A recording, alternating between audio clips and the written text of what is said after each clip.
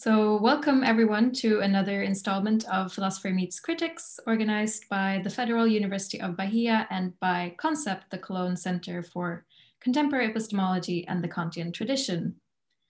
Today we are happy to welcome Professor Hilary Kornblith as our philosopher guest. Professor Kornblith is a distinguished professor of philosophy at the University of Massachusetts Amherst.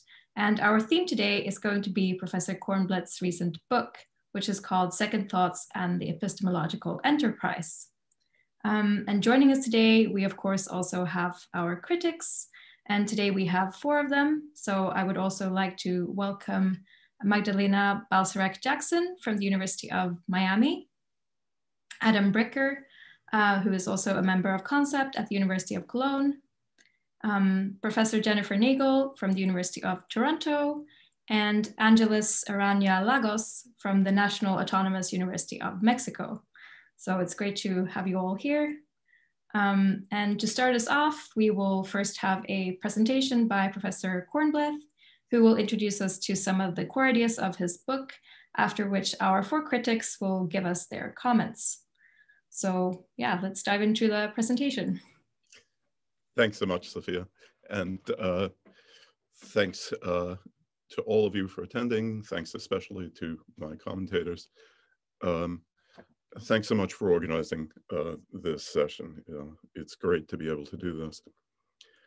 I'll try to keep my presentation short, especially given the number of commentators. The book, of course, I mean, it's not a real book, right? I mean, it's a collection of articles. But there is a common theme. So let me try to stress what some of those common themes are. And then depending on what the various critics want to emphasize, we can talk about that. So I'm trying to present a kind of anti-Cartesian picture.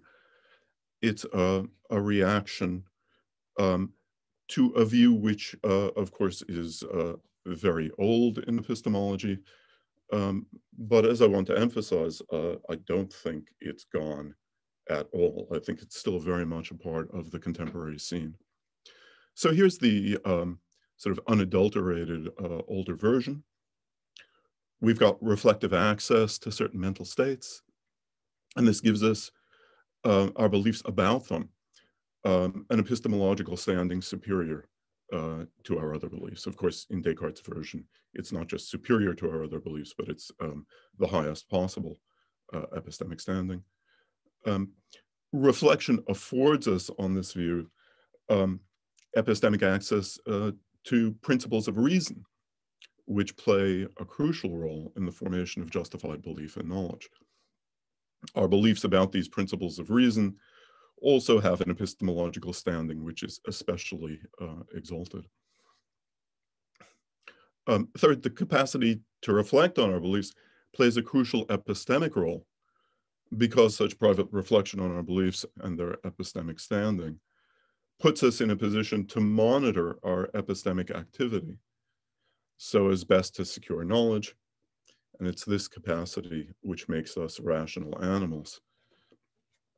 And finally, the capacity for reflection is connected as well to the distinctive methodology of philosophy. It allows us to pursue philosophical investigations by armchair methods.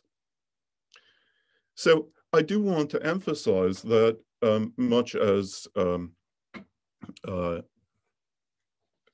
Descartes, of course, is the preeminent defender of this kind of view, this is not just a thing of the distant past. It's not just a thing of, say, 17th and 18th century philosophy, or even, you know, late 20th century epistemology. I think we see lots of elements of this view in contemporary work. And it's for that reason that I am so concerned to present an alternative. So, for example, there's been a great deal of discussion of inference of late, and Paul Boghossian, for example, Tyler Burridge, many others, tie inference to various higher order states arrived at by way of reflection on our beliefs and the reasons they provide us with. For some people, the connecting higher order state is itself a belief. It's a second order belief, the belief that one of our beliefs provides reason for another. In Boghossian, of course, he introduces a distinctive second order state, a taking. We take it that one of our beliefs provides reason for another. But this idea that this kind of second order state is a prerequisite for inference is very much a part of this Cartesian tradition.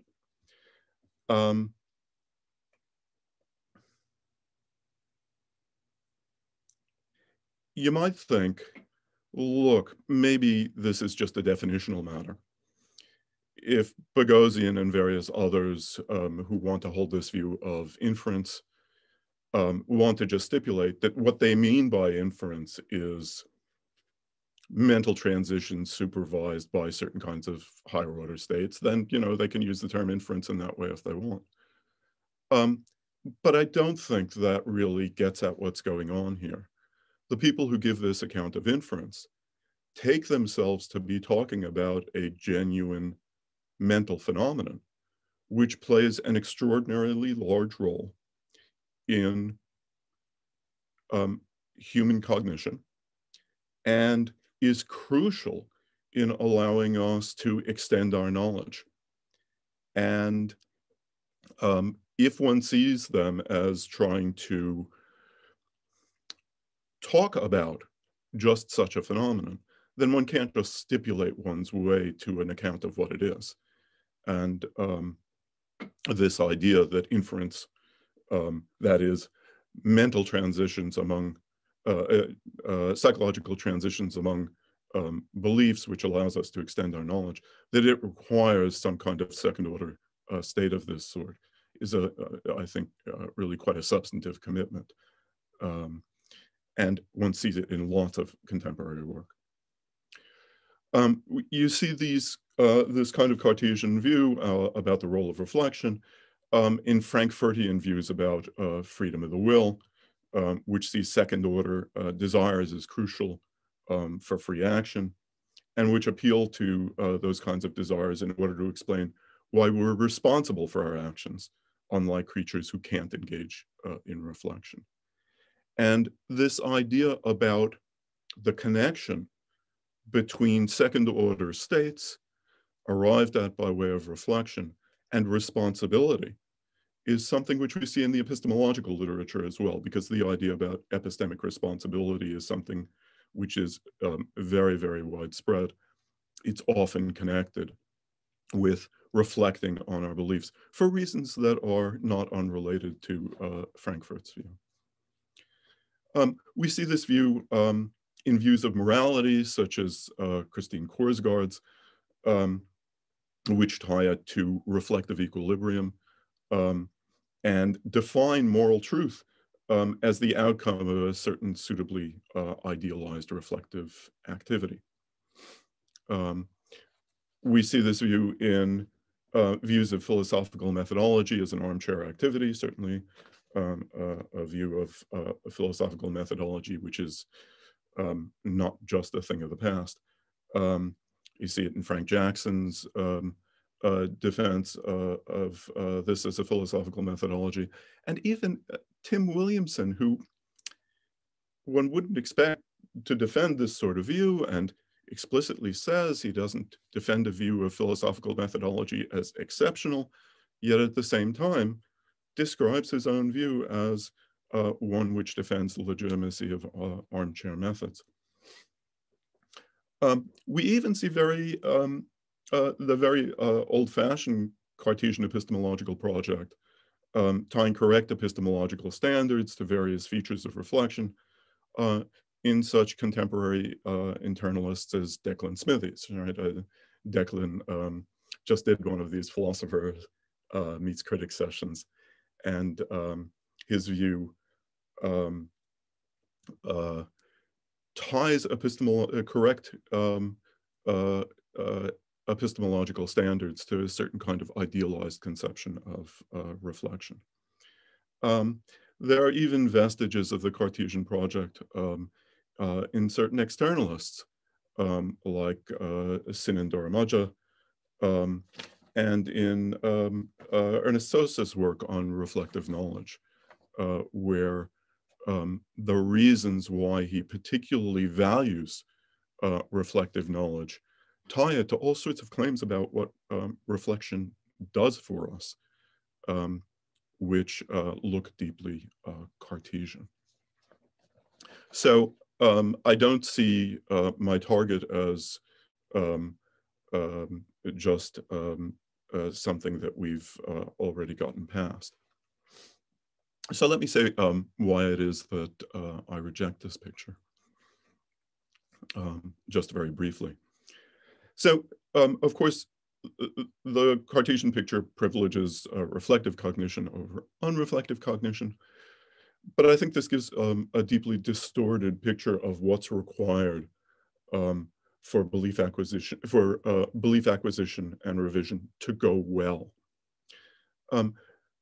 It's characteristic of this tradition to exaggerate the riskiness of unreflectively arrived at belief. If you don't reflect, you're being irresponsible. All sorts of things could go wrong and you wouldn't even know about it.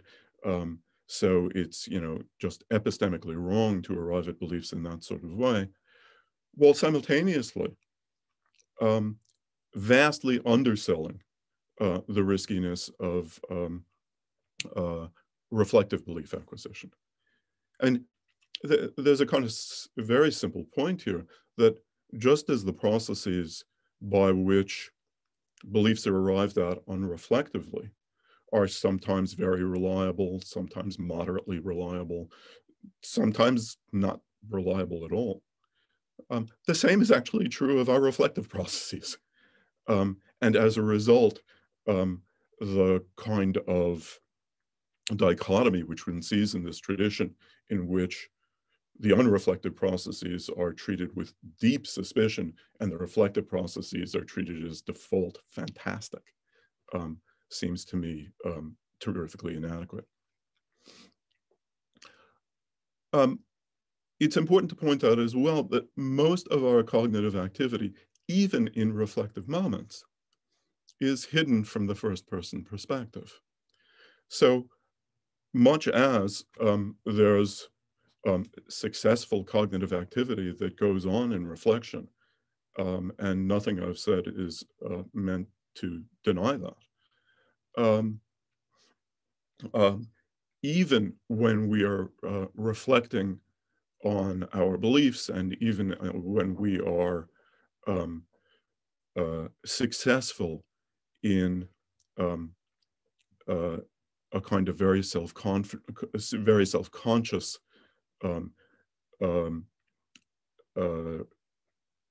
inferential activity, it's still the case that a good deal of what moves those transitions is hidden from the first-person perspective. So one shouldn't think that even if you think in detail in a very self-conscious way about a certain kind of argument and whether certain premises license certain kind of conclusion, that everything that's going into your evaluation of that argument is fully present to mind. Much of it is going on behind the scenes, and much that makes it work and explains why those kinds of things work when they do is invisible to the first-person perspective. The view which self-conscious reflection presents of belief acquisition and revision not only leaves out crucial features which serve to explain our successes, it also very frequently gives us an inaccurate view even of those features of our cognitive activity which it makes available to us. So the way in which this occurs makes it especially problematic for the project of error detection to which it's often thought to be epistemically indispensable. So let me take the point of leaving things out for a moment. Take a very simple bit of inference. I mean, suppose I believe that P are Q, and I come to believe that P, and I notice this by reflecting on my beliefs, and so come to believe that Q, all apparently supervised by reflection. This looks from the inside like deductive inference, but of course it's not. Coming to believe that P, when I already believe that Q, could be a reason for giving up my belief that P arrow Q, if the belief that Q is sufficiently at odds with the vast majority of what else I believe. Really what's going on here is a kind of abductive inference, which crucially depends on my background beliefs which needn't be present to mind. Or take another kind of case.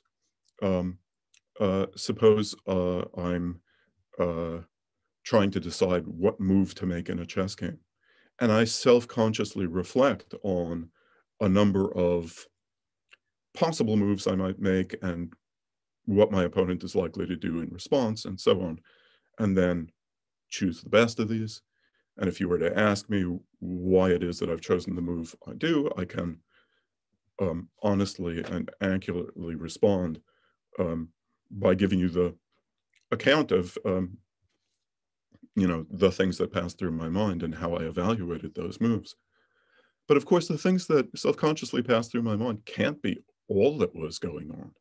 I mean, after all, I only considered a very small number of alternative moves, and those were the ones which just came to mind.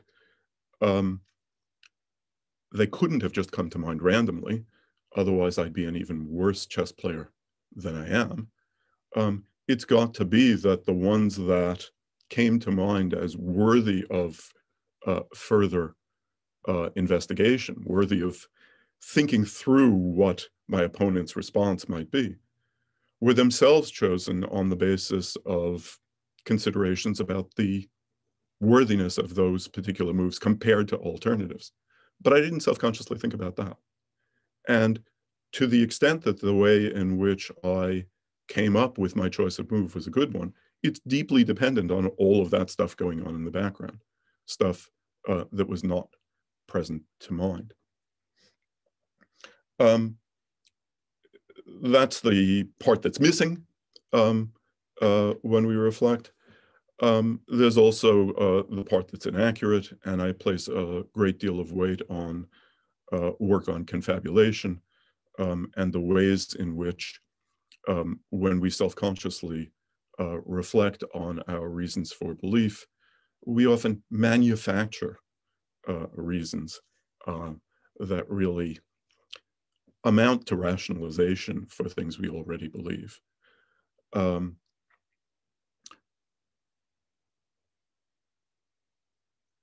These rationalizations, of course, don't feel from the inside like rationalizations. They feel like good reasons, but they are nevertheless just that. And the extent to which they, the kind of role that they play epistemically is dependent on these factors that go on behind the scene, the fact that they're mere rationalizations rather than recruitment of good reasons. The armchair philosophical methodology, under the guidance of reflection, not only builds in these errors and omissions from the very start, but it robs us of the only possible source of correction available to us, namely the third-person empirical understanding of cognition provided by psychology. So if we adopt an armchair method, all of these kinds of considerations that I've been alluding to become irrelevant. And as a result, one fails to recognize the way in which the first-person perspective misleads us in our thinking about the differences between good cognition and bad cognition.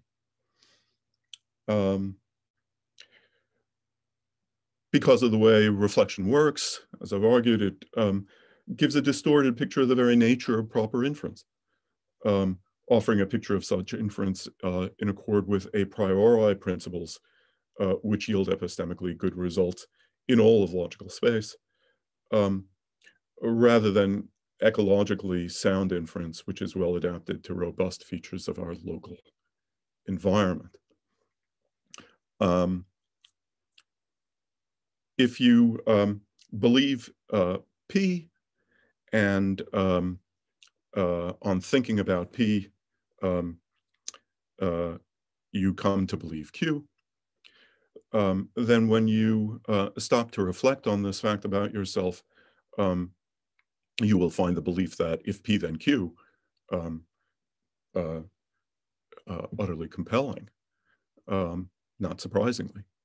But then when you try and reconstruct your reasons, you're able to reconstruct them as a deductive argument from P arrow Q and P to Q, whereas in fact, that's not tracking the reasons for which you believe. The kind of account that I give of good inference, very much offer a kind of reliabilist view, but it's very much in the spirit of work done by Gert Gigerenzer, which sees good inference as ecologically sound. It's robust in ways that would work in nearby areas of logical space, but it wouldn't produce good results across all of logical space at all. I think that's just a bad model for what good inference is. And I think a good deal of contemporary work in epistemology has that other view. And finally, this picture builds in, the Cartesian picture builds in an individualist view of proper cognition, thereby ignoring the very important role which social factors play in successful cognitive activity. Even much of what's currently discussed under the heading of social epistemology seems to me to be problematic in this way. So, for example, yeah, I can get it. If I look at this recent anthology by Alvin Goldman and Dennis Whitcomb on social epistemology, essential readings, we have work on testimony, work on peer disagreement, as really central parts of social epistemology. And although it's certainly true that those topics can be pursued in a way which is deeply social, an awful lot of the discussion of those issues that goes on just looks like individualist epistemology, where in the case of testimony, one's got evidence of the reliability of one's informant, and as a result, one has individualist good reasons for believing what it is that one's informant says. And similarly, a good deal of the work on peer disagreement looks deeply individualist. I mean, people say stuff, that's evidence, and there's nothing particularly social going on. It's not as if these topics can't be pursued in a manner that makes them look social. But I do think that a lot of what gets discussed under the heading of social epistemology just looks like individualist epistemology, where some of the sources of one's evidence happen to be other people. But the fact that they are other people is really largely irrelevant to their epistemological role. And I think that's a mistake. Yeah, so let me leave it there. Those are some of the themes that you find in the collection of papers. And now I'll look forward to seeing what the various commentators have to say about this. Thanks. Okay, great. So thank you for that insightful summary. We will now move on to our critics. And you are also invited to respond to the critics in turn, but please keep it brief, of course. Okay, so Magdalena, would you like to go first? Okay, so I'm actually very happy that Hilary, that you focused very much your presentation on inference, because what I would have done is just say, like, let's first focus on those belief forming mechanisms where we have a specific questions that needs to be answered, where it is not the case that we just find ourselves spontaneously, for example, responding to a perceptual experience by forming a belief, but rather where it takes some amount of cognitive effort to form their belief. So I want to focus on that one. And what I am interested in is thinking a little bit more about what exactly the empirical results that Hilary is referring to throughout his book in several of the chapters or papers, what exactly they show or what exactly they recommend if we focus on those types of inference. And I'm just gonna basically kind of give away that what I want to compare with his view is a view that I do think is not traditionally Cartesian, but preserves a lot of the aspects of the Cartesian view, including a space for the a priori, including a space for individualism, but that moves away by focusing on seeing the processes that lead to beliefs by inference as skills that come in varied degrees and that can be improved in certain ways. So that's going to be where I want to go. So there is this common argumentative strategy in the book where Hilary presents us with empirical evidence, with like very solid empirical evidence for certain biases that affect our belief forming processes. And just remember that we are focusing on the inference type here. He mentions, this is just some of the stuff that he mentions in the book. He mentions anchoring bias. He mentions confirmation bias, overconfidence bias, which I think is not the word you use, but you definitely describe it. He also mentions the confabulation that we engage in when we are asked to rationalize our beliefs. And I take it that one upshot that Hilary and I think typically people who are attracted to reliabilism take from it is that what it shows that those belief forming processes aren't reliable, or moreover, that it is not transparent to us whether they are reliable even if we engage in reflection. So that's the connection to the fact that even if we would try to check on our reasoning by engaging in reflection, we would be in some sense subject to very similar types of biases or just a different type of bias, so we wouldn't really get anywhere. Now the question is, therefore what? And I am going to agree with him that the conclusion is correct. And I just want to ask myself about what exactly should I take away from it as an epistemologist. And I also want to consider a question that I think is really important, is what advice should we give to the epistemic subject about how to reason? So whenever I use the word reason, this is just a personal preference. What I mean is basically engage in inference. And I have a very generous notion of reasoning. So any type of interpretation of low-level information that is such that we can evaluate it for epistemic thumbs up or thumbs down, I'm going to call reasoning, just for the processes here. Okay, I'm going to talk about two useful cases, and not because I think that the cases are the only cases where something can be said, but because they show two properties of the kind of view that I prefer. So first, think about mathematical reasoning, and we can substitute probabilistic reasoning if that's something that we are more likely to engage in after we're done with college. We have plenty of reasons to believe that most people just suck at those kinds of forms of abstract reasoning.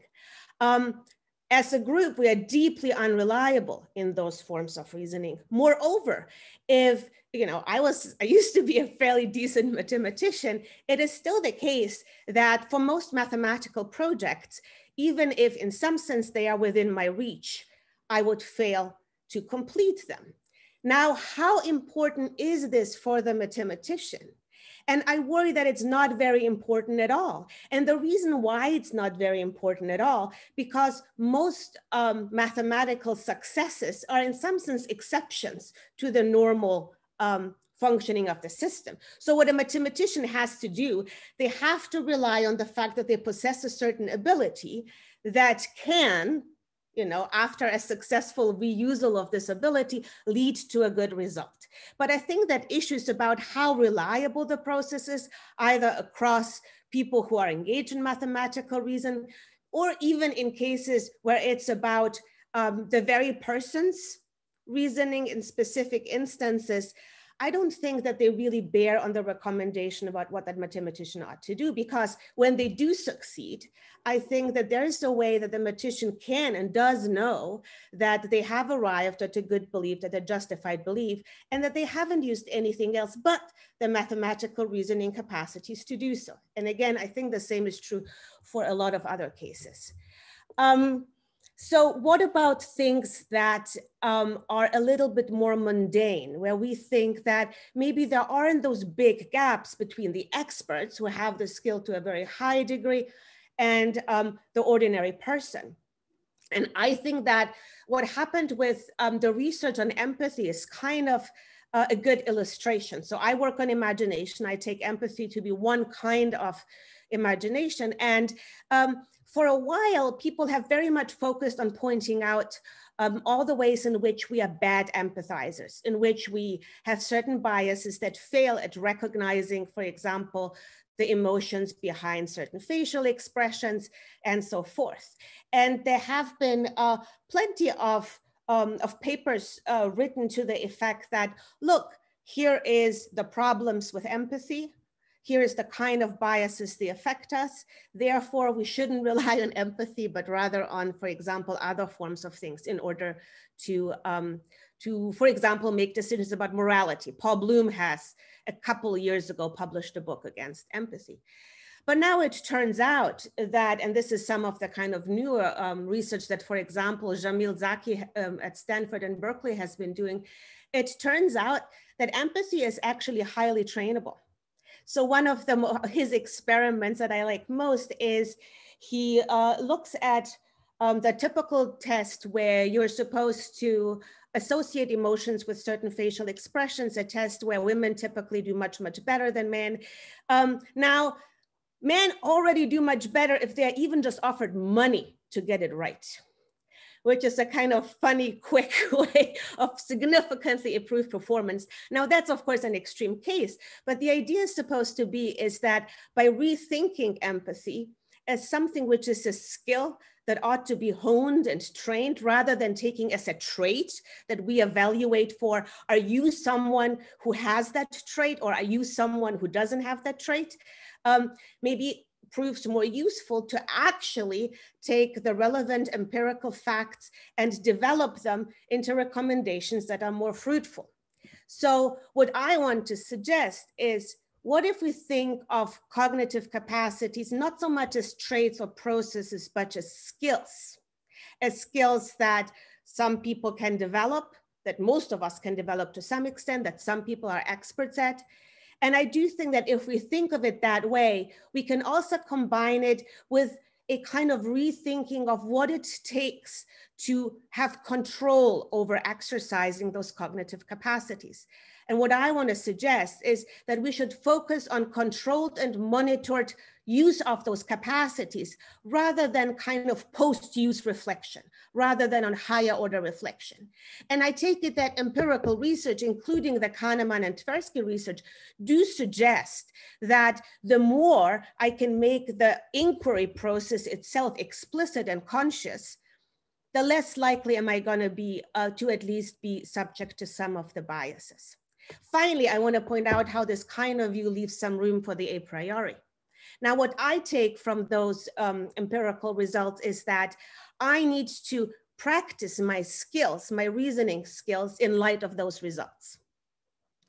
But I do think that that kind of empirically informed training is compatible with the idea that I can then come to use those skills without having to rely on any additional empirical information.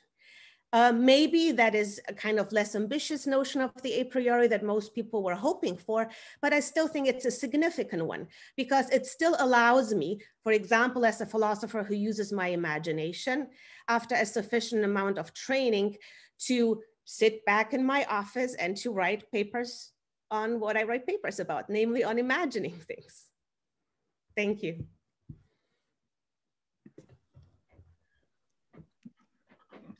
Terrific, thanks, Magdalena. I will keep this short, which will prevent me from being able to give your comments the attention, the full attention they deserve. But I think you and I are in agreement on a great deal.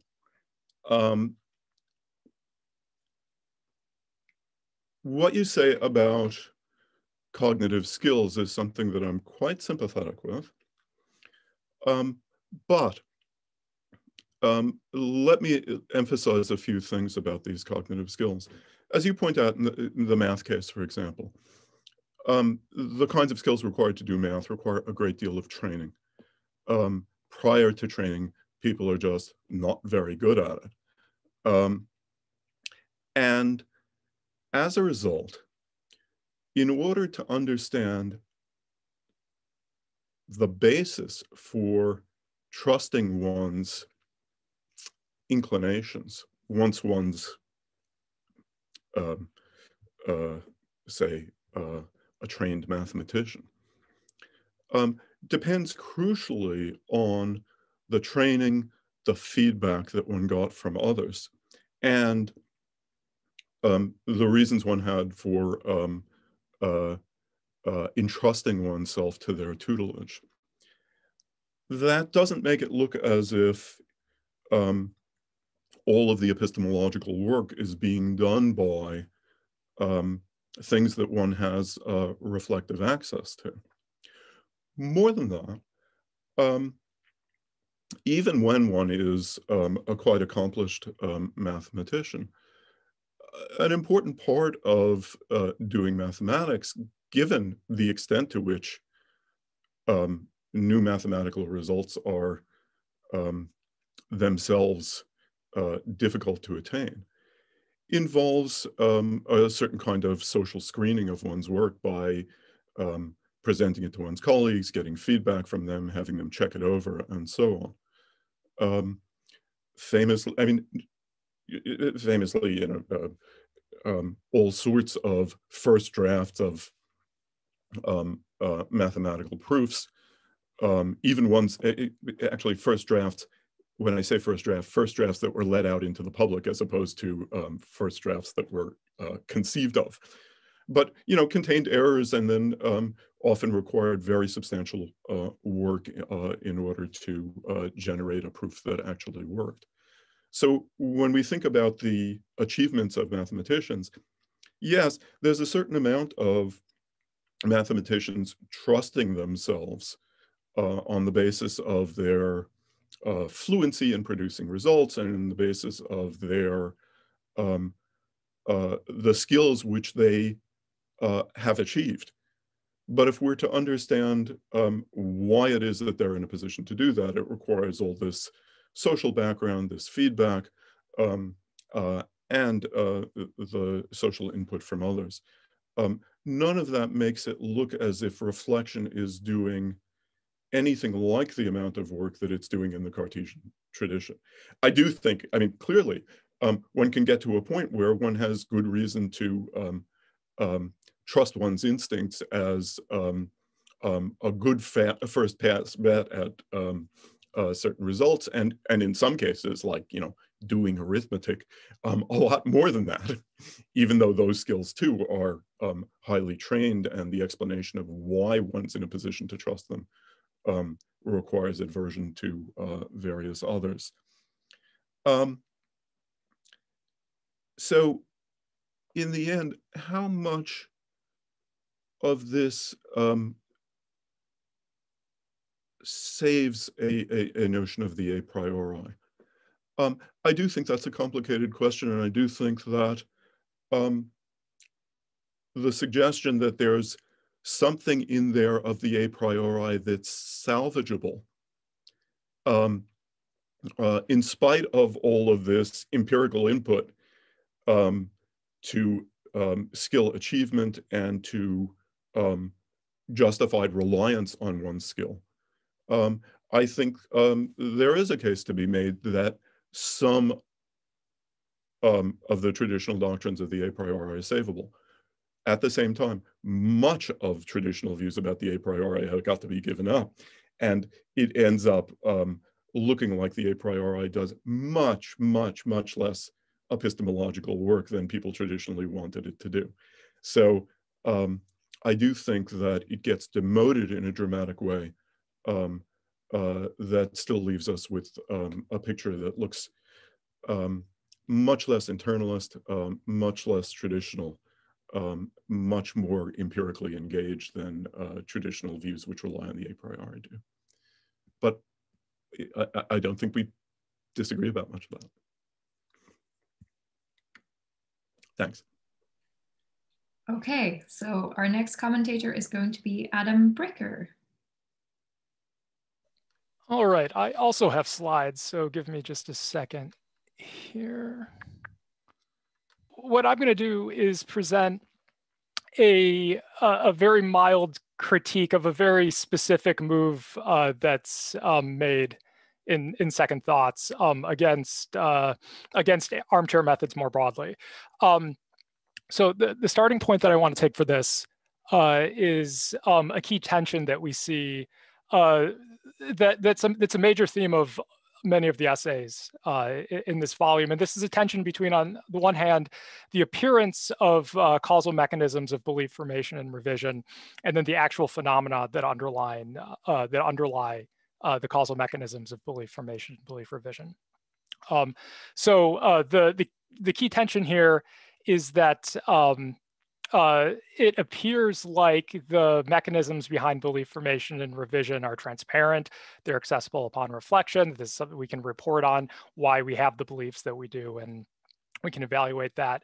So yeah, the point that I was making is that this key tension is one of the main themes of this volume, and I have nothing bad to say against this sort of move at all.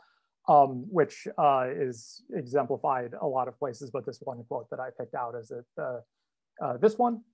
There can be no doubt that psychological results give us real insight into the causal relations among our mental states, and well-confirmed theories in psychology are far more deserving of our credence than deliverances of phenomenology.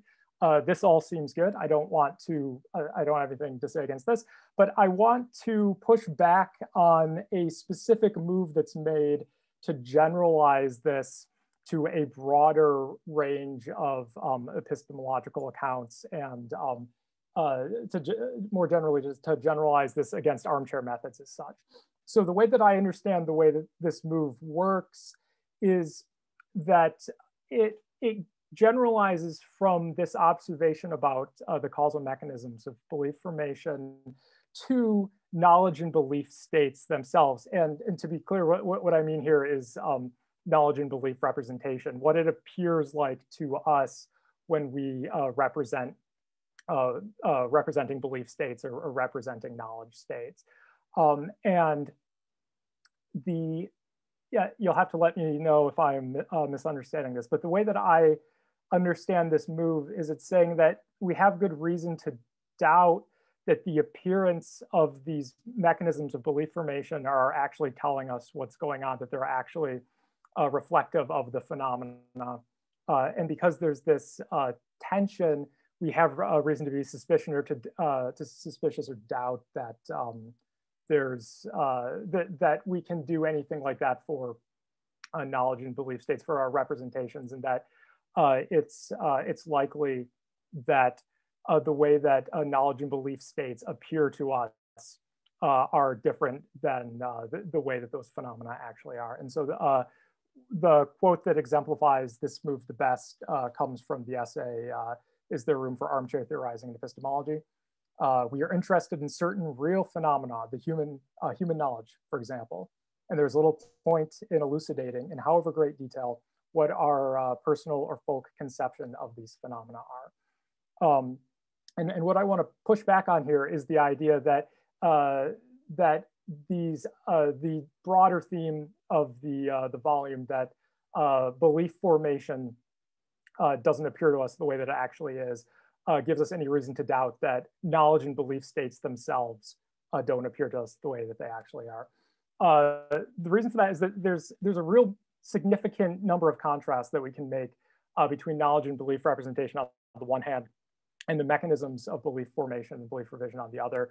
To begin with, knowledge and belief representation, they're staples of human social cognition. This is a lot different than the rarity of second thoughts and reflection that comes, I believe, in the introduction of the volume. It's acknowledged that it's the minority cases in which we actually try to reflect upon why we have reasons for our belief, and that this is sort of not something that normally happens. It's completely different than the way that we represent knowledge and belief. These representations happen constantly. They're a feature of everyday life. Second, knowledge and belief representation is supported by dedicated neurocognitive processes. I'm not going to talk a lot about that, but the basic idea is this is something that's really fundamental to humans, and we have specific neurocognitive processes that do this. Moreover, our representations of knowledge states and belief states are generally quite reliable, to the point that it's unclear if there's any widespread inconsistency between the phenomena of knowledge and belief states and the way that knowledge and belief states appear to us.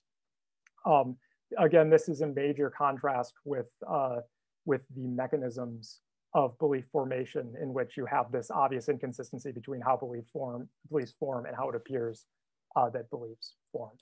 So this is, there's a really wide body of literature in a lot of different areas that talks about these points in a lot more detail, but I just want to highlight that this is really well established, that knowledge and belief representation, it's quite reliable and it's quite basic.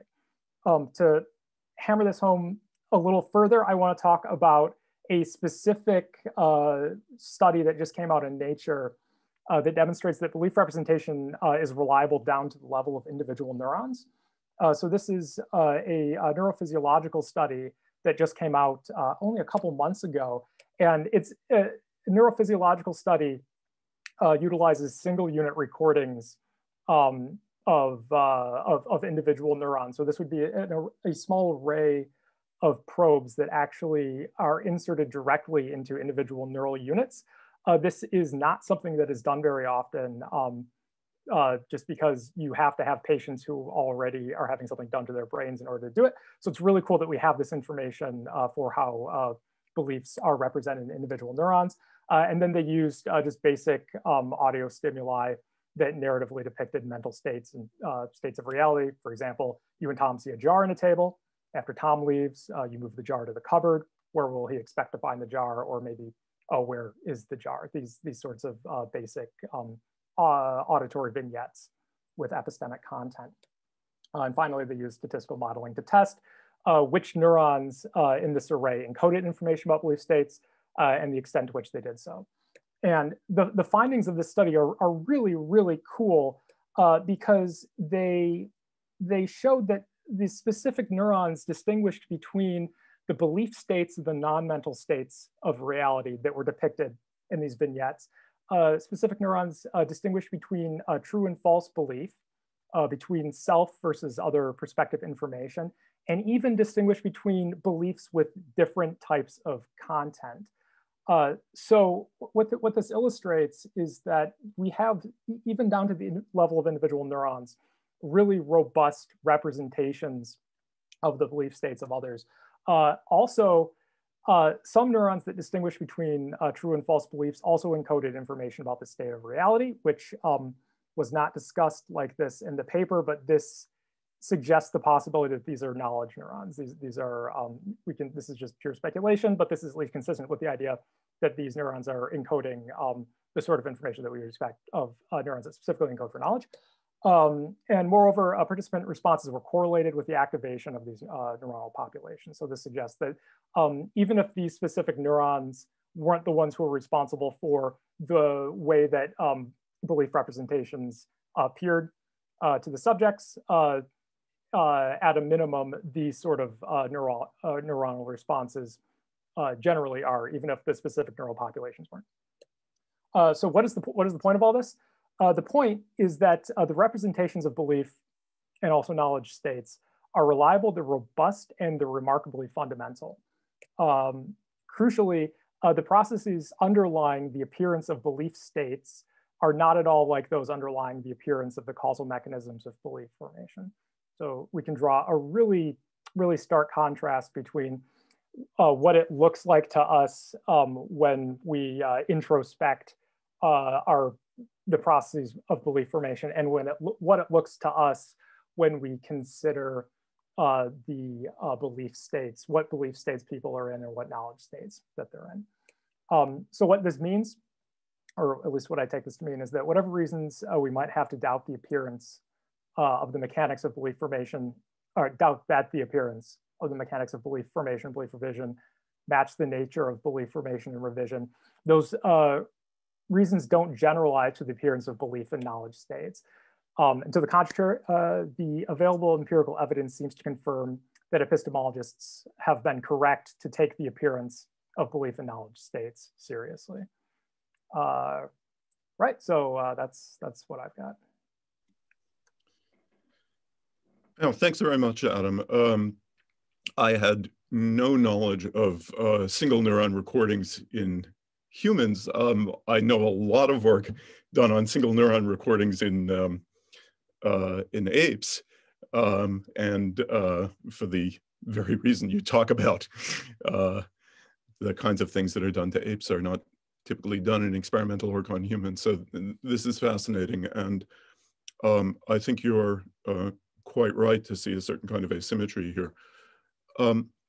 Let me suggest some kinds of worries that I have about belief and knowledge states themselves, which was the focus of your talk, of a sort different than what you talk about. So consider a number of different views that people have, that various philosophers have, about the content of beliefs and how we should understand belief states, representational states in general. So on the one hand, you might have a language of thought view, like Jerry Fodor.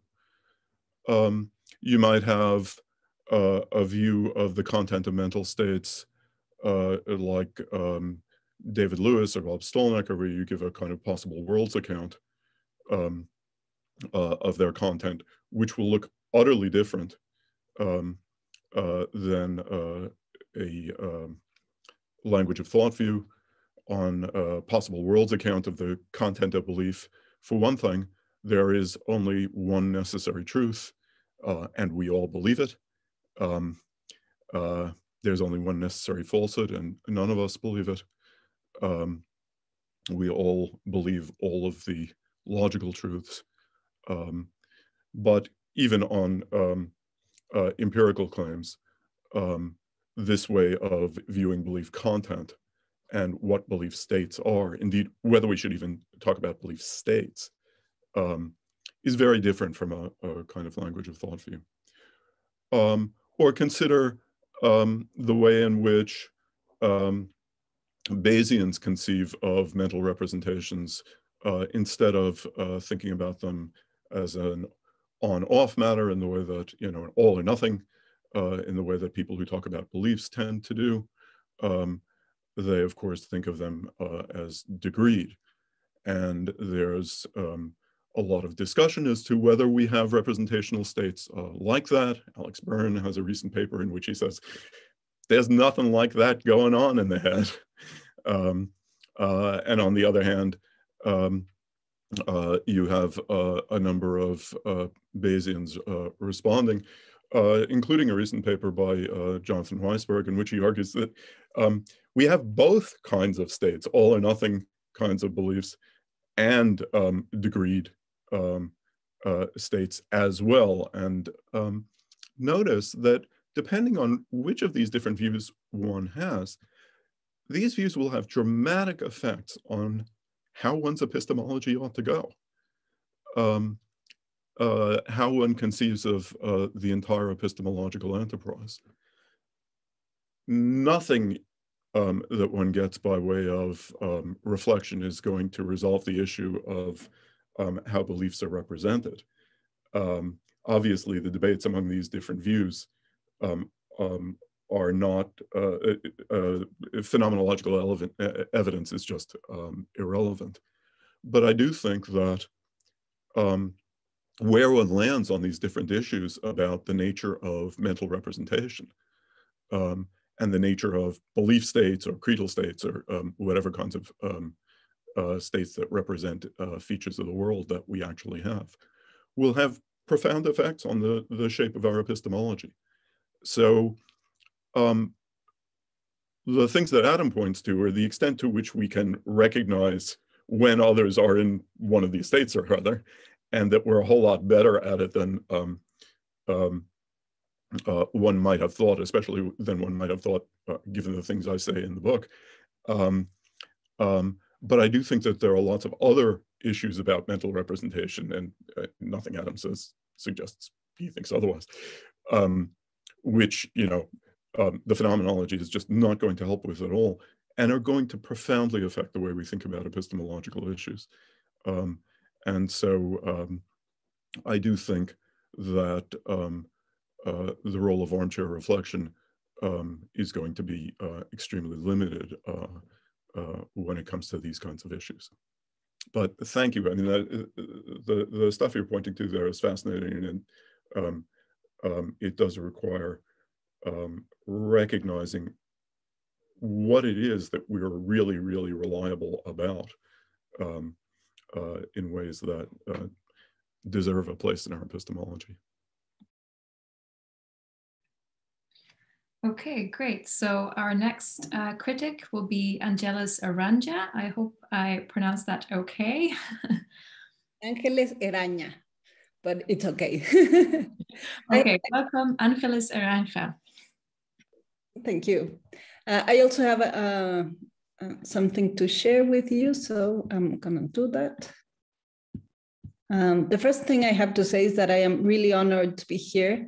Thanks to the ones who invited me, because I've been a reader and an admirer of Hilary's work for now quite a long time.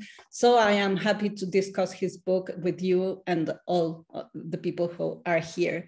So as we all know here, his book is a collection of essays, which make, when you put them together, what they do is they offer a very strong case, I think, to sustain naturalism and externalism in epistemology. And most of his arguments are negative arguments, because the thing he's trying to do is to show that reflection and the first person perspective are of no use or of little use when trying to attain knowledge. And so what I'm going to do in what follows is to reconstruct one of the arguments, because there are plenty of them, and I'm just going to try to reconstruct one of them really fast. And then what I want to do is that when he argues in favor of the naturalism and externalism, he does it by defending, it seems to me, the third person perspective. But I think that when he does that, we still fall short in order to understand some of the phenomena that are interesting in epistemology. So that probably it'd be good to bring to bear also the first plural person perspective and the second person perspective to epistemology. And that's what I will try to invite you to do here.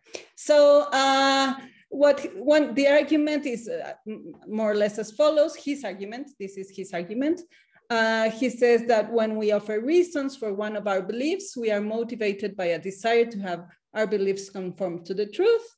And if we want to acquire true beliefs, we need to distinguish clearly rationalization from truth-responsive reason giving. And this is because rationalization is a way of offering reasons, but where the motivations are not conforming to the truth, but rather some other, for example, feeling good with yourself, stopping cognitive dissonance or this kind of thing. So and the point is that from the first person perspective, if you are rationalizing, you're incapable of knowing that you are doing so because our motives are completely non-transparent to us. So we are the less authority in order to know whether we are reasoning for motives of truth attaining or some other motives. So such identification cannot be done through introspective. And here he says that the argument is much more complex. I am just simplifying it. Thus, when evaluating reasons, it is wise to adopt a third person perspective. And he says, with respect to others, I may reason self-consciously and explicitly about their motivations, interests, and thus identify the source of the argument, but I cannot trust myself. So what he is saying here is that we have to take the third person perspective. And it seems that in order to distinguish rationalization from reason giving, which is truth conducive, what we have to do is to identify the motives. And the best way to do it is adopting the third person perspective. But then the question is, okay, we adopt the third person perspective and then what happens? And he says, how do we identify the motives? And what he does when this question pops up is that he says that would depend on where do you think the sources of the motivations are. And so he examines two strategies that you can take when trying to identify and cancel motivation so that reason giving does allow us to attain knowledge. And the first strategy is what I will call the ideological strategy. And I call it like this because when he presents it, he talks a bit about Marxian thought or feminism or this some possibilities which he says tend to find a single source of rationalization, a single source of bias. And he says that when participating in the activity of giving reasons, if we assume this, then we have to focus on the bias, and the possible way of canceling the biases is by isolating the people who are commonly using the bias, or I don't know if using is a good word, but the bias is he says, the bias is extremely likely to overwhelm discussion when certain members of the epistemic community are part of the debate. Then a policy of isolation or exclusion will be appropriate. But he says that this is not very plausible. He doesn't seem to like it very much, this strategy and this way of trying to cancel biases. So he examines another one, which I think is the one he prefers. And this is what I call the idiosyncratic strategy. And he says that in this case, we have to assume that there are many and very varied sources of rationalization. They stem basically from individual concerns and irrationalities. And if this is the case, if we assume this, then when participating in the activity of giving reasons, we have to focus on the argument. And before he gets here, he says that he doesn't like us to focus on the argument because there are good reasons to think that when you are in front of very good argumentation, it is probably the result of very good rationalizing and not reasoning conforming to the truth. So, and he says that my biased recall, but given that we think that there are plenty of sources, he says, my biases recall of relevant information may be salient to others who lack my particular bias, and they will bring this into the open, not by attending to the possible sources, but simply by focusing on the issue under discussion. So he thinks that probably the biases will get canceled if we bracket them in public discussion. And here I think that he seems to think that these are the only two alternatives. And in fact, he seems to think that the first person and the third person perspective are the best available we have in order to understand some epistemological problems. But I think that there are alternative non-Cartesian solutions to this problem in particular, and also to epistemology in general. So I call my strategy the multiple perspectives strategy. And I think that we can have a plural first person perspective, and there we could argue, for example, that there is a limited number of identifiable sources of rationalization, and there is good evidence. This is not just something that I sat down and thought, but there is evidence in favor of the fact that many of our biases stem from the way we organize our social environment. So we tend to organize social environment by categorizing themselves and others into groups. So what we do is we have the in-group and out-group, and that really plays an important role in determining whether you are willing to change your beliefs or not, depending if it's an in-group or an out-group who presents the evidence. And the other thing that is important is the way our mind works. And there is also good evidence to the fact that we tend to be psychological essentialists. Moreover, there is a lot of evidence suggesting that our psychological biases are subsumed under social biases, so that most of the time we tend to group people according to our essentialist thinking, or suppose that groups have essential traits that belong to them. So if we accept that this is a plausible scenario or strategy, then rationalization, we can think, is attached to group concerns and irrationality. So there's not every individual and a motive, but groups and motives. And in this case, we could focus on social categorization. Distinguishing rationalization from truth-responsive reason giving requires developing a thorough and empirically informed understanding of the actual role that the we mode plays in acquisition and fixation of belief. And this is important also because if we take this perspective, probably we can acknowledge what has been said in the epistemic injustice literature, according to whom bracketing biases or differences is never enough to really cancel them. It is better to recognize them, to put them explicitly when you start the public discussion. And that's the way where really they seem to cancel each other, because you're making them explicit. I have no time to discuss this further because I want to propose that another possibility is to adopt a second person perspective. And here what we could say is that rationalization is attached to trying to find out who I am. And so what we do is focus on interaction, because the second person perspective, it says that you interact with a particular other, a you, and that in this interaction, you tend to find out that you are different from that person and that you are who you are. So interpersonal dialogue allows to notice one's own motivations or biases. This is something that has been suggested in this literature and in some empirical findings. So by acknowledging them, we can start canceling them, at least in interpersonal interactions where certain types of motivations can be left aside. So what I'm trying to say is that the first and the third person perspectives are by themselves, not just the first person, but also the third person by itself, insufficient to ground claims of knowledge. And a more nuanced epistemology might help us understand better how it is that we acquire knowledge. This is one of the reasons to think that bringing the we mode and the second person perspective to bear in these problems is not only a good idea, but something urgent to do. And I really tend to agree, and I do agree with most of the points that Hilary is doing, but this is just a friendly, probably addenda. Thank you. Thanks so much, Ángeles. I'm particularly glad that you focused on that paper in the volume on social epistemology, since it's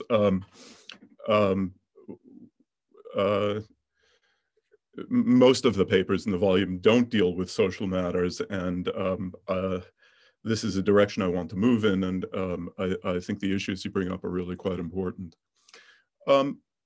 Let me try to, and I think your reconstruction of what I was doing there is very largely accurate. I want to suggest one small change, but I think the best way to get into this is by just going through a particular example.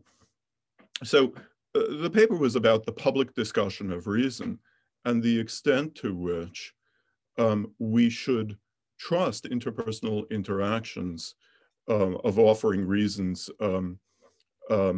the extent to which we should just take them at face value and go where the public discussion of reason leads us. And I contrasted this with treating one's dialogical partners with a certain kind of suspicion, where instead of taking them as accurately offering an account of the reasons for believing whatever it is they're trying to convince us of, one sees them as merely rationalizing. And I was also raising questions about the extent to which we should see ourselves as rationalizing, whether we should see that as a live possibility. So let me give this example from, what I suggested in that paper is there are two very different situations we might find ourselves in. One is a situation where we think we might be biased, others might be biased, but the biases are likely to be extremely various. In that situation, I think treating our reasons at face value and forgetting about people's motivations is really the way to go, because the biases are likely to cancel one another out. At the same time, I think that strategy would be disastrous if there's a single source of bias which tends to pervade the community where the discussion is taking place. So here's a nice example from Frank Sulloway from his book, Born to Rebel. Sulloway was interested in investigating an hypothesis which was first floated by Alfred Adler at the beginning of the 20th century. Adler suggested that firstborn children tend to be conceptually very conservative and largely reject new ideas that are conceptually innovative. And he thought laterborns tend to be the opposite extreme, extremely open to big, conceptually innovative ideas. Adler wasn't suggesting that one of these strategies is more likely to get you the right answer. He just thought it was an interesting feature of these two different groups. And he didn't really have a whole lot of evidence for it. It was really sort of seat of the pants sense of his own clients in therapy. So Sulloway decides many decades later, let's investigate this. There's a lot of data on this sort of thing. So the first thing he looked at was the reception of Darwin's theory of evolution, clearly a dramatically conceptually innovative idea. And what he was interested in is the reception of it in England in the decade immediately following the publication of The Origin. Because if you wait too long, pretty much everybody in the biological community signed on. But early on, there was a lot of disagreement. And what he found was astounding. What he found is that birth order predicted 70% of the variance, that is, in whether people signed on to Darwin's view or whether they rejected it. That any one variable should predict that much of the variance was, pretty astounding. Firstborns, by and large, tended to reject it. Laterborns, by and large, tended to sign on to it. Of course, as I say, this was not, on Sulloway's part, an attempt to suggest that science is irrational. Rather, he recognized that as more data comes in, birth order plays less and less of a role. But early on in the reception of controversial ideas, these non-rational factors can play a large role. In a gentler time in the United States than we face now, Congress was sometimes interested in various kinds of social policies. And in order to see whether one social policy was better than another, they would put together what was called a blue ribbon panel to investigate the credentials of various controversial scientific ideas. And they would, put these panels together the way one, normally does. You pick, people from Harvard and Berkeley and Oxford and so on. You pick people of obviously outstanding credentials.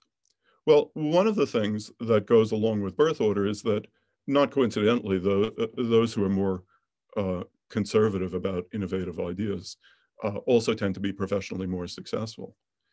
And as a result, there's a very high correlation between professional success and birth order.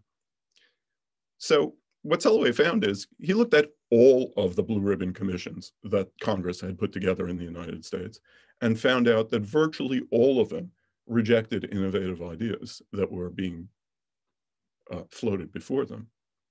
And then he looked at the composition of each of these panels and found that they were overwhelmingly stocked with firstborns.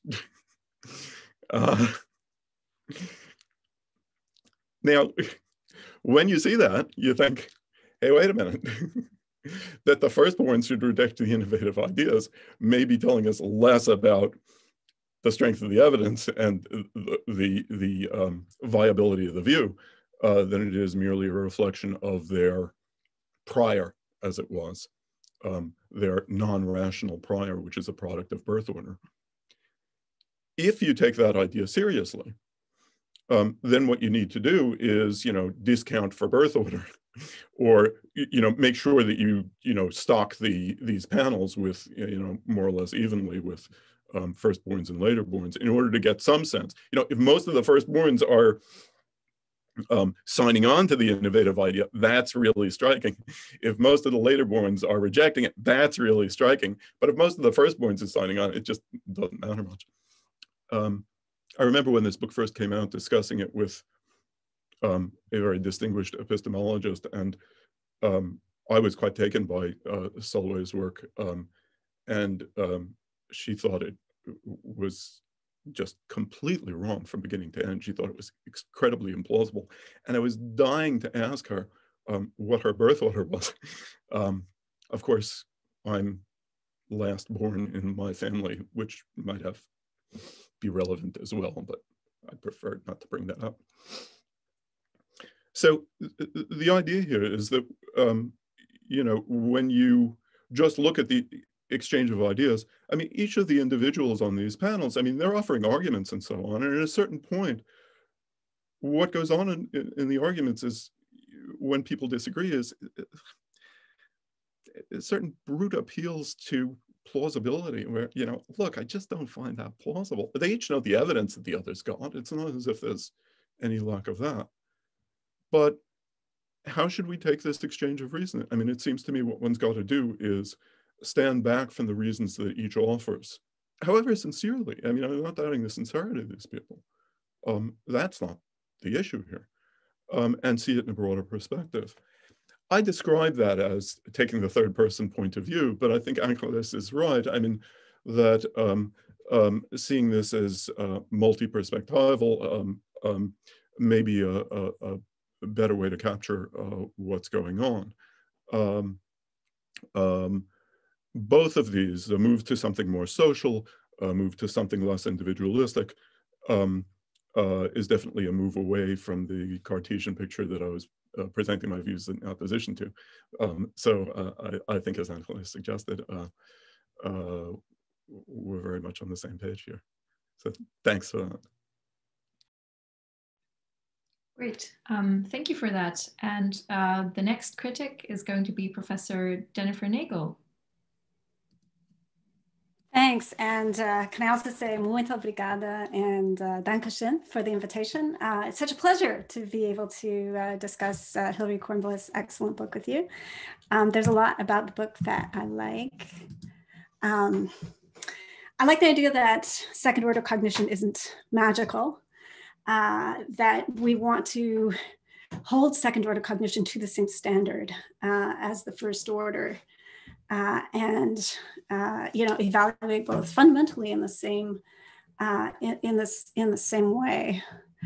At the same time, I worry sometimes that maybe the baby gets thrown out with the bathwater. in a couple places. And I'm never quite sure whether it's just sort of like a little bit of, rhetorical excitement directed against people who want to see reflection as magical, or whether it's actually a kind of condemnation of reflection. And here sometimes I feel like yes, we're going too far if we say that the first person perspective on our deliberations is grossly misleading, because I think there's a lot that the first person perspective actually does reveal and can reveal, even if it shouldn't be taken entirely at face value and as something which is somehow epistemologically magical. So I think Kornblith is right that we seem to ourselves to have a certain kind of direct awareness of certain kinds of factors which are playing a role in at least certain kinds of decisions. And our awareness might not be as direct as it presents itself to be. At the same time, I'm not sure I'm in complete agreement that the empirical case he presents against the first person perspective is as strong as he makes it out to be. So he leans very heavily on empirical work like Nisbet and Wilson's notorious stalking study, in which shoppers were given the impossible choice of selecting which among 4 identical pairs of pantyhose they most preferred. And you've got to think a little bit about the perspective of the shoppers in this situation, right? They have been led to believe that they are in a circumstance where they're going to be choosing between items that are genuinely different. These items are displayed on the table about 1 meter apart, and they're allowed to, fondle each one of them sequentially. And you have 3 times as many shoppers picking the right hand as the leftmost pair of stockings. And this is often read as a positional order effect. So people are actually making their judgment on the basis of position on the table. It's not clear that that's the right reading. Even pretty early in their research, Nisbet and Wilson were wondering if it might be a temporal order effect. So in fact, if you get people to examine things in the other order, it's not necessarily the right mode that prevails. And actually in supermarket choice studies, where you have often large range of identical items on a shelf, shoppers don't tend to pick the rightmost. When the shoppers were interrogated about their choices, they would appeal to the superior, softness and texture of the last examined item disproportionately often. But it's not obvious to me that those considerations of softness and texture didn't, in fact, play a causal role in their choice.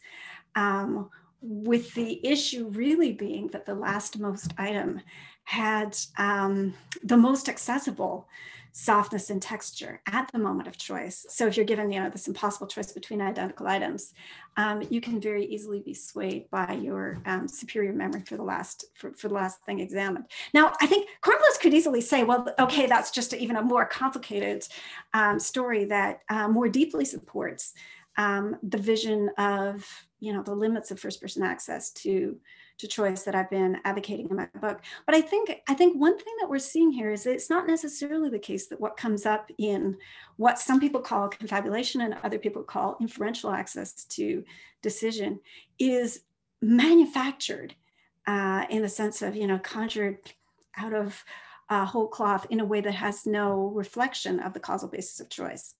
And in particular, when our choices are made on the basis not of, just perceptual evaluation like you have in the stocking choice situation, but on the basis of reflective type 2 cognition, where we're thinking about the reasons why, for example, we move a chess piece here rather than there.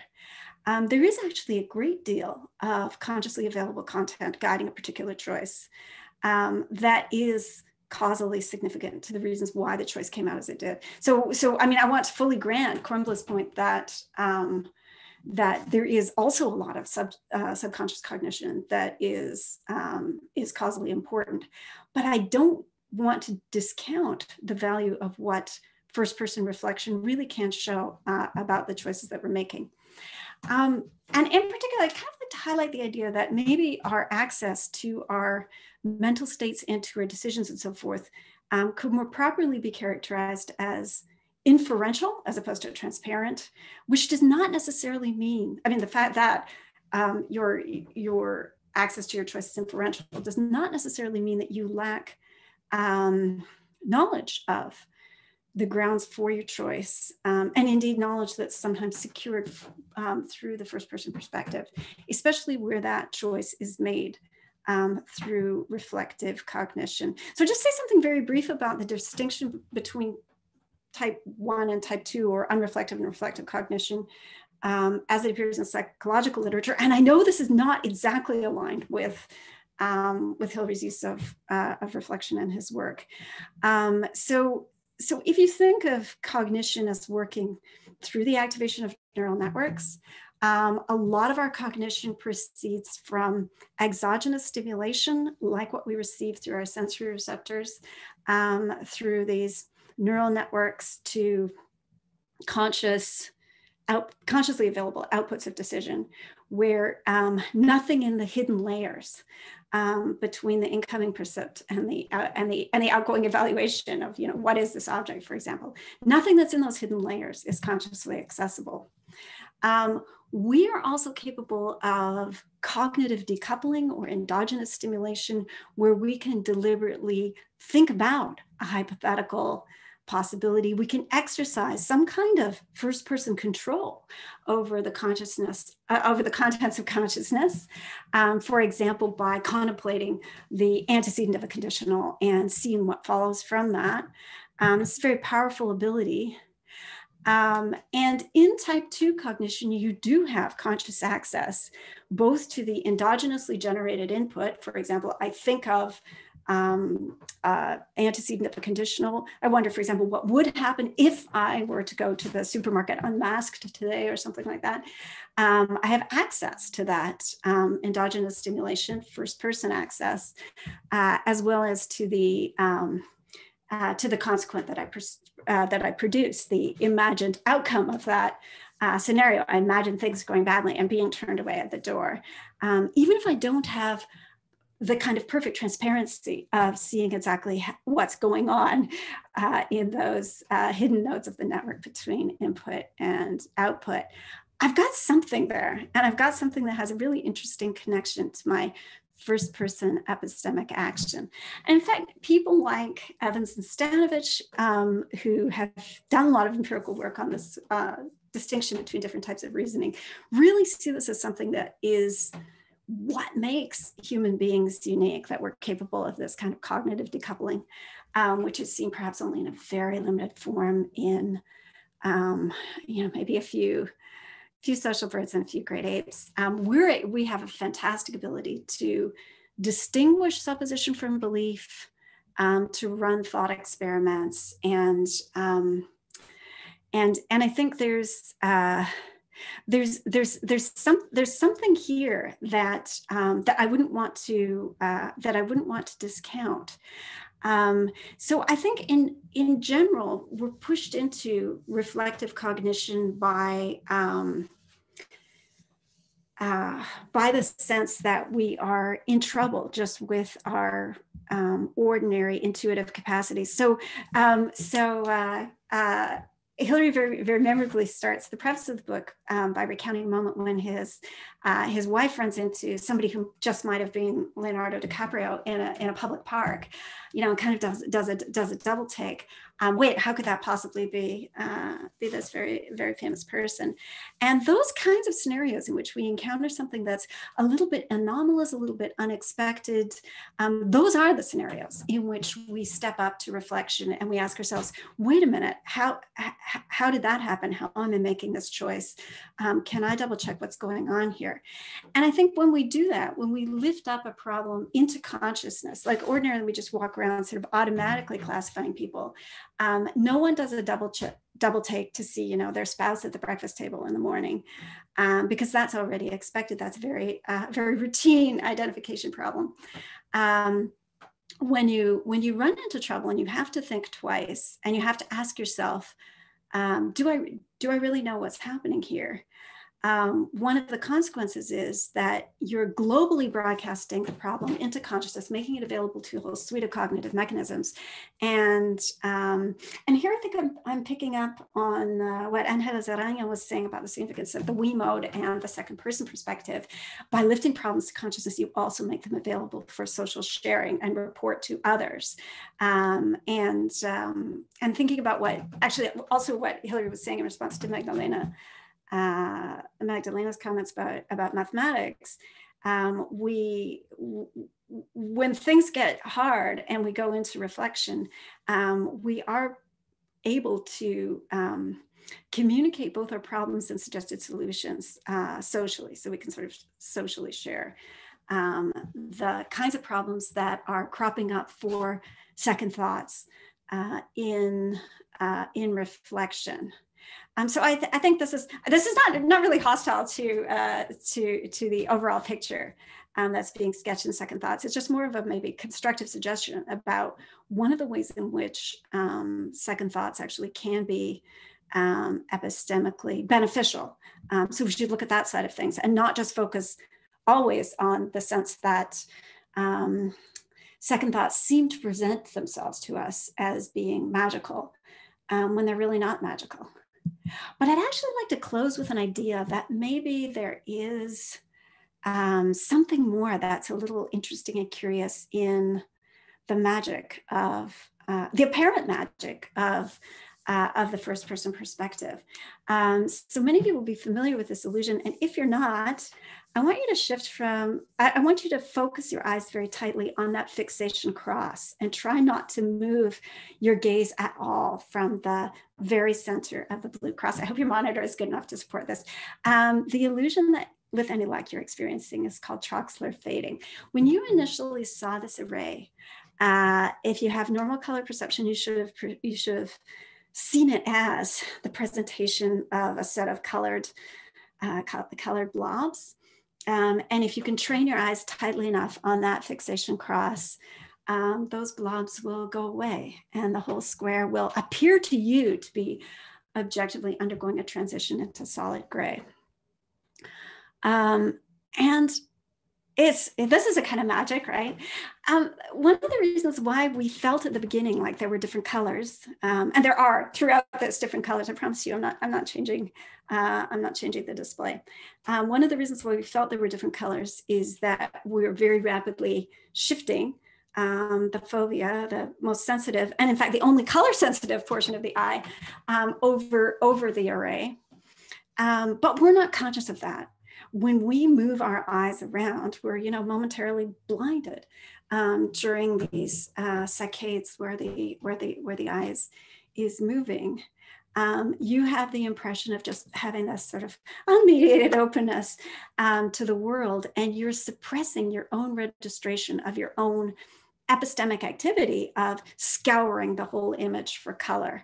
And it's only when you're artificially cued to just stop doing that and just focus on the fixation cross that you start to get a different kind of percept.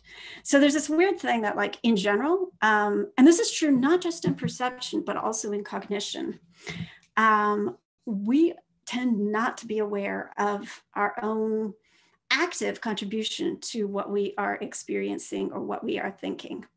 And I think the same thing that goes on with our blindness to the fact that it is us. We are the ones who are like pushing our eyes around as we're seeing this thing, even though we're not conscious of that, we're just conscious of the outer world.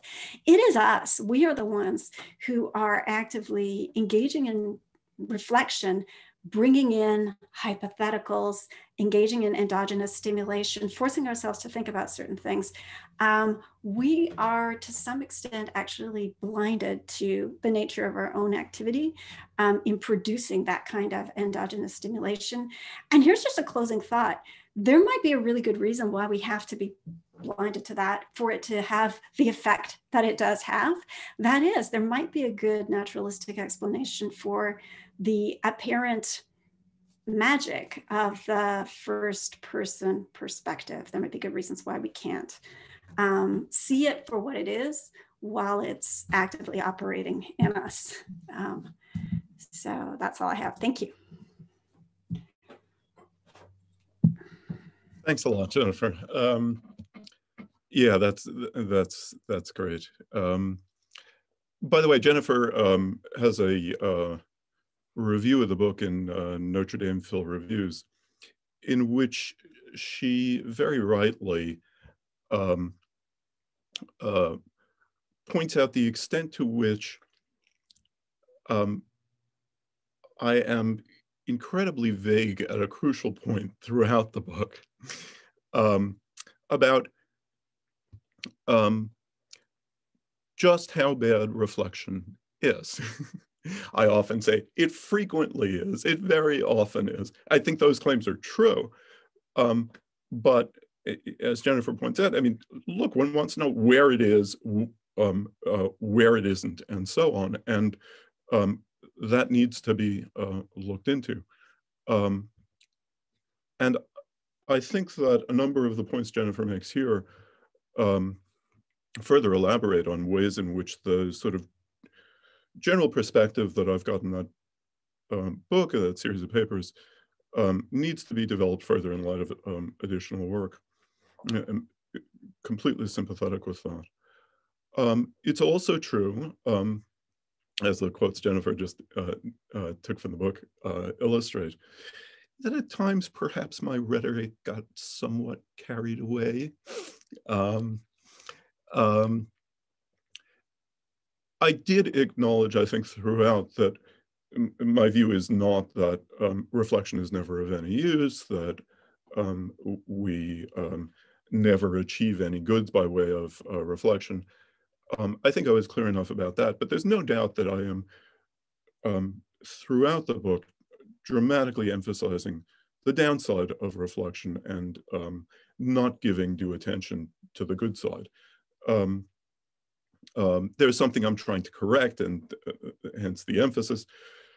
But I do think it's not only important to acknowledge the ways in which reflection can play a constructive role, but also to get a better read on where it does and so on. The points you make, Jennifer, about the way in which reflection gets recruited by our psychological mechanisms, precisely where unselfconscious reactions are just not up to the job, seems to me to be very important. At the same time, I think we need to be cautious about this, and I doubt you disagree at all. I mean, consider, philosophers discussing, say, arguments for abortion. If I imagine myself, discussing the literature on abortion and presenting my own arguments and so on, of course, I've got certain kinds of logical and philosophical abilities, various kinds of, capacities to engage in explanatory inference, which I'm drawing on. At the same time, of course, questions about whether I'm being influenced by the kind of, liberal household I grew up in, and whether that's, playing a role so that really what's going on is rationalization rather than, dispassionate examination of the arguments. That would not be a crazy thing for someone to worry about. I certainly worry about it in others. I don't think I'm immune to it myself. And as a result, it's not as if I think that we never engage in self-conscious reasoning in ways that are epistemically extremely constructive and which are, to a non-trivial extent, as they appear to us during the course of deliberation. It's just that I also think we often engage in reasoning that's explicit and so on, that appears just like that to us, where that's not what's going on at all. And as a result, even when we get done acknowledging the ways in which reflection can work well, it doesn't seem as if we've got first-person access to which are the occasions on which reflection is working well and which are the occasions on which reflection is working in one of these distorting ways.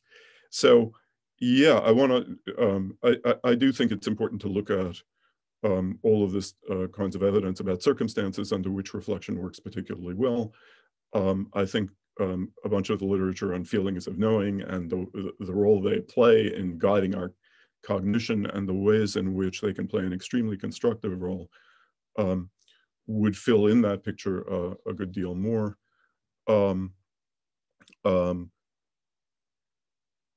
All of this would present points of emphasis that are, I think, in important ways different from the things I was emphasizing in the book, but at the same time, not wholly incompatible with the general picture there either. Yeah, let me just leave it at that. Yeah. Oh no, one last thing. Your point about the Nisbet and Ross stuff, the Nisbet and Wilson stuff. I mean, it's completely right. I mean, yeah. I mean, I don't think it's important whether it's rightmost bias or whether it's an order bias and so on. I don't think the details of that matter. But I do think you're quite right to point out that. I mean, not for the larger point, but I do think you're quite right that the suggestion that something weird might be going on when you mislead people into think that there's some substantive difference and that might not carry over to a lot of other situations. I put more emphasis on those experiments than I really should.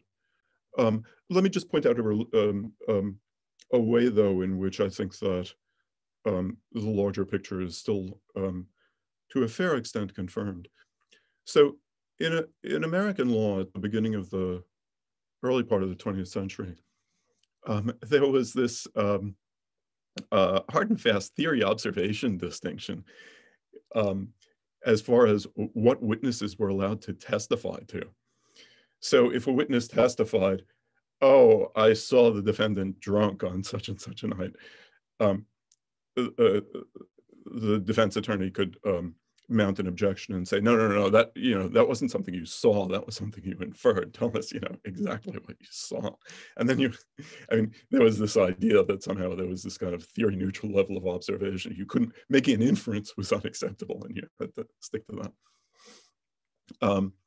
Not surprisingly, that theory observation distinction, even in the law, was eroded very substantially over the course of the 20th century as a result of the recognition that when you force witnesses to testify about, in effect, what their evidence was for a certain claim, where they have probably largely forgotten what their evidence was, then they will sincerely confabulate in those circumstances and come up with what they must have seen that made them think the defendant was drunk or whatever. And it turned out that though from the inside it didn't seem like they were engaged in an attempt to reconstruct what the source of their inference was, it seemed as if they had direct access to it. They were much less reliable at these reconstructions than they were in their initial testimony on a wide range of things. And as a result, the law was catching up with the psychology here and letting people testify about these things. I do think that there one gets a certain kind of confabulation as well, whereas it's not a forced choice situation with, impossible choices in front of one. And that these cases of trying to reconstruct our own reasoning, even when it doesn't present itself to us in that way, are ones where we're likely to make very, very substantial errors. But I'm completely sympathetic with the general picture that you're presenting. And I do want to, in fact, pursue making those more fine-grained discussions of where inference goes well and where it goes bad, where self-conscious inference goes well and where it goes badly. I think that having drawn attention to these phenomena here, I now feel more comfortable discussing the good parts of self-conscious inference as well. And that very much deserves attention as well. So thanks so much. So thank you everyone so much for participating. And of course, special thanks to Professor Hilary Kornblith for allowing us to learn more about your work in this incredibly interactive and stimulating way. And thanks to all the commentators, and thanks for providing this wonderful forum for this. Thanks so much. Thank you.